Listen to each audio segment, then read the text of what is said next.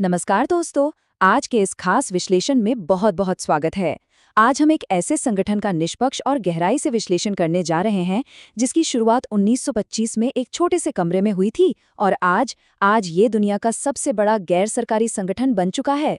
जी हाँ, बात हो रही है राष्ट्रीय स्वयंसेवक संघ यानी आरएसएस की, जो बहुत जल्द अपने 100 साल पूरे करने जा रहा है। तो चलिए बिना किसी देरी के इसकी पूरी बनावट को डिकोड करते हैं। चलिए सीधे मुद्दे पर आते हैं। आज का एजेंडा बहुत ही साफ है। शुरुआत होगी इसके इतिहास और जड़ों से, फिर समझेंगे इस विशाल संगठन के स्ट्रक्चर को, इसके सामाजिक योगदान को और हाँ, इसके साथ जुड़े विवादों और बैन को भी देखेंगे। अंत में इनकी विचारधारा और राजनीतिक प्रभाव का भी विश्लेषण किया जाएगा। यह एक पूरी तरह से फैक्चुअल और न्यूट्रल जर्नी होगी ताकि इस संगठन की कार्यप्रणाली को एकदम करीब से समझा जा सके। अब सबसे पहला और सबसे बड़ा सवाल जो हमेशा से उठता रहा है, क्या आरएसएस महज एक सामाजिक और सांस्कृतिक संगठन है जो चरित्र निर्माण पर फोकस करता है, या फिर ये एक राजनीतिक इंजन है? इस बहस में किसी भी पक्ष को नहीं चुना जाएगा, बल्कि सीधे तथ्यों पर बात होगी। इस विश्लेषण का मकसद यही है कि तथ्य खुद अपनी कहानी बयां करें। सेक्शन 1, उत्पत्ति और इतिहास। आरएसएस की जड़ें। किसी भी विशाल पेड़ को समझने के लिए उस बीज को समझना जरूरी है जहां से वो पनपा है। कहानी की शुरुआत होती है 1907 से, जब नागपुर के डॉक्टर केशव बलिराम हेडगेवार ने बंगाल में अनुशीलन समिति नाम के एक क्रांतिकारी संगठन को ज्वाइन किया। उन्होंने कांग्रेस के साथ भी काम किया, लेकिन 1917 आते आते जब खिलाफत मूवमेंट शुरू हुआ तो उन्हें कांग्रेस का इसे समर्थन देना बिल्कुल सही नहीं लगा। उन्हें लगा कि ये मुस्लिम तुष्टीकरण की राजनीति है और हिंदू हितों को नज़रअंदाज किया जा रहा है। बस इसी सोच के चलते 1925 में विजयदशमी के दिन आरएसएस की नींव रखी गई।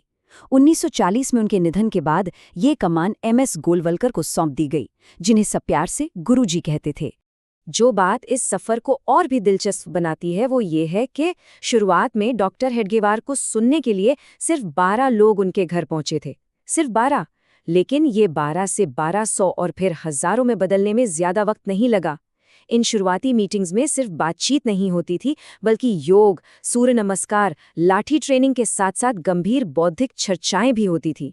और जब 1930 के आसपास पंडित मदन मोहन मालवीय जी की अनुमति से बनारस हिंदू यूनिवर्सिटी यानी बीएचयू में आरएसएस का ऑफिस खुला, तब इस संगठन ने असल में महाराष्ट्र से बाहर अपने पैर पसारने शुरू किए। सेक्शन 2, संघ की संरचना, एक विशाल मशीनरी। आइए देखते हैं कि ये विशाल संगठन आखिर काम कैसे करता है। इस स्लाइड को ध्यान से देखिए, ये बहुत ही इंटरेस्टिंग है। इस 11 स्तरीय स्ट्रिक्ट हायरार्की को समझना जरूरी है। ये संगठन एक खास तरीके से बटा हुआ है।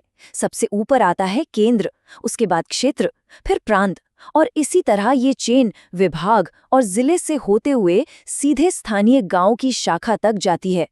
ये एक बहुत ही टाइट और वेल ऑर्गेनाइज्ड सिस्टम है जो टॉप से लेकर एकदम ग्राउंड लेवल तक कनेक्टेड है।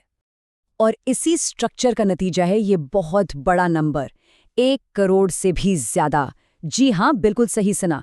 आरएसएस के पास आज 1 करोड़ से ज्यादा हाईली ट्रेन्ड और एक्टिव मेंबर्स हैं, जिन्हें स्वयं सेवक कहा जाता है। ये वो लोग हैं जो अपनी मर्जी से संघ से जुड़ते हैं, और इस पूरे परिवार के मुखिया को सरसंघ चालक कहा जाता है। वर्तमान में ये जिम्मेदारी श्री मोहन भागवत जी निभा रहे हैं।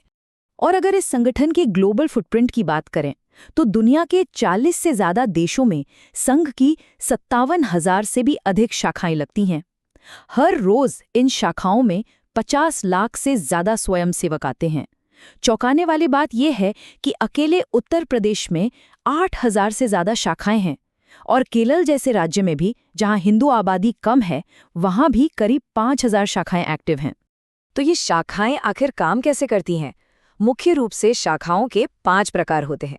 प्रभात यानी सुबह लगने वाली शाखा, फिर शाम और रात की शाखा, इसके अलावा मिलन होता है जो हफ्ते में 1 या 2 बार लगता है, और संघ मंडली जो महीने में 1 बार होती है। ये आमतौर पर खुले मैदान में 1 घंटे की मीटिंग होती है, जहां प्रेयर, खेलकूद और सांस्कृतिक विषयों पर चर्चा होती है।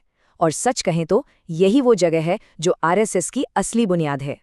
सेक्शन 3, सामाजिक योगदान और राष्ट्रीय राहत कार्य। संगठन का मुख्य उद्देश्य जातिवाद को खत्म करना, सांस्कृतिक राष्ट्रवाद को बढ़ावा देना और आपदा के समय ग्राउंड पर रिलीफ पहुंचाना है। इतिहास के कई महत्वपूर्ण पन्नों में इनका जिक्र साफ देखा जा सकता है। जब 1947 में कश्मीर के विलय का समय था, तब सरदार पटेल के कहने पर आरएसएस प्रमुख गोलवलकर ने ही महाराजा हरि सिंह को विलय के लिए मनाया था। 1962 के इंडो चाइना वॉर में आर्मी के रूट्स और प्रशासन में मदद करने पर तत्कालीन प्रधानमंत्री नेहरू इतने प्रभावित हुए कि उन्होंने 1963 के रिपब्लिक डे परेड में आरएसएस को इनवाइट किया, जहां 3000 स्वयंसेवकों ने अपनी यूनिफॉर्म में मार्च किया। और 1965 के इंडो पाक वॉर में भी लाल बहादुर शास्त्री जी के समय स्वयंसेवकों ने जवानों को ब्लड डोनेट किया और कश्मीर में एयर स्ट्रिप से बर्फ हटाने का काम किया। अब ये घटना तो किसी सस्पेंस फिल्म से कम नहीं लगती। 2 अगस्त 1954 का दिन, दादरा और नगर हवेली की आज़ादी का दिन। आरएसएस लीडर वाकणकर के नेतृत्व में स्वयंसेवकों ने नारोली पुलिस स्टेशन पर धावा बोल दिया। उन्होंने पुर्तगाली पुलिस को सरेंडर करने पर मजबूर कर दिया, जिससे कैप्टन विर्जिलियो फिडाल्गो को सिल्वासा की ओर पीछे हटना पड़ा। अंततः स्वयंसेवकों ने पुर्तगाली झंडा उतारकर वहां भारत का तिरंगा फहरा दिया। क्या कहानी है! इसके अलावा देश और दुनिया में कोई भी बड़ी आपदा आई हो, संघ के वॉलंटियर्स हमेशा सबसे आगे रहे हैं। चाहे 1971 का उड़ीसा साइक्लोन हो, 1984 के सिख दंगों के बाद की राहत हो, भोपाल गैस त्रासदी या फिर गुजरात का भूकंप और सुनामी। यहाँ तक कि नेपाल, श्रीलंका और सुमात्रा में भी इन्होंने राहत कार्य किए हैं। साथ ही लोगों तक अपने विचार पहुंचाने के लिए ऑर्गेनाइजर, पांचजन्य और बच्चों के लिए देवपुत्र जैसी मशहूर मैगजीन्स भी पब्लिश की जाती हैं। सेक्शन 4, विवाद और प्रतिबंध, टकराव को समझना।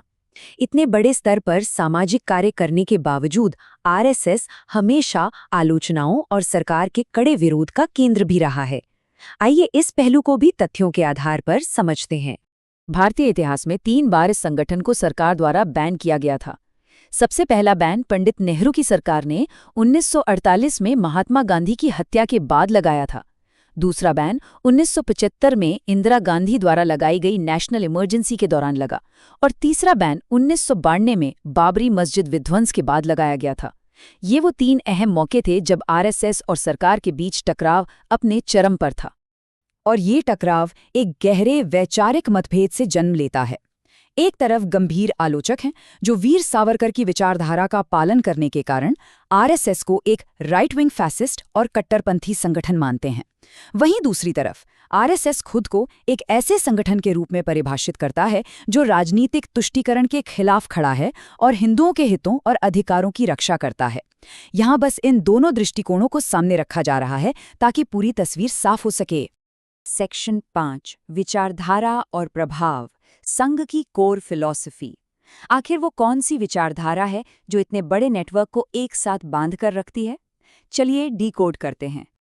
आरएसएस मुख्य रूप से 4 स्तंभों पर टिका है। पहला है अखंड भारत, यानी एक ऐसा ऐतिहासिक भारत जिसमें आज के बांग्लादेश, पाकिस्तान से लेकर अफगानिस्तान तक शामिल थे। दूसरा है दीनदयाल उपाध्याय जी द्वारा दिया गया इंटीग्रल ह्यूमनिज्म या एकात्म मानववाद, जो इंसानियत और ग्रामीण विकास को सबसे ऊपर रखता है। तीसरा है हिंदुत्व, जिसका मानना है कि भारत में रहने वाले सभी लोग सांस्कृतिक रूप से हिंदू हैं।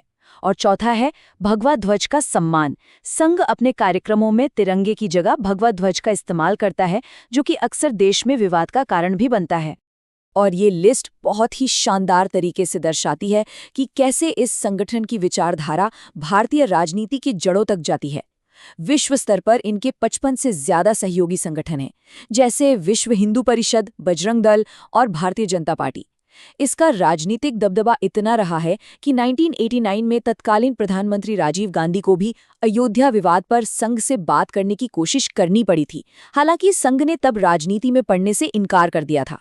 अटल बिहारी वाजपेयी, लाल कृष्ण आडवाणी, अमित शाह और खुद प्रधानमंत्री नरेंद्र मोदी जैसे देश के सबसे बड़े नेता इसी संघ की शाखाओं से ही निकले हैं। तो सोचिए, 1925 में महज 12 लोगों की एक छोटी सी बैठक से शुरू हुआ ये सफर आज कहाँ तक आ पहुंचा है। इस विश्लेषण के अंत में एक बहुत ही बड़ा सवाल सामने आता है। जो संगठन लगभग 100 साल पहले एक कमरे में बना था, वो आज आधुनिक भारत और यहाँ तक कि दुनिया की भू राजनीतिक वास्तविकताओं को कैसे आकार दे रहा है। ये एक ऐसा सवाल है जो ये सोचने पे मजबूर करता है कि कैसे एक विचारधारा समय के साथ किसी देश के ताने बाने में इतनी गहराई तक बुनी जा सकती है। इस विषय पर और खोज करना वाकई दिलचस्प होगा। आज के इस खास विश्लेषण से जुड़ने के लिए बहुत बहुत धन्यवाद।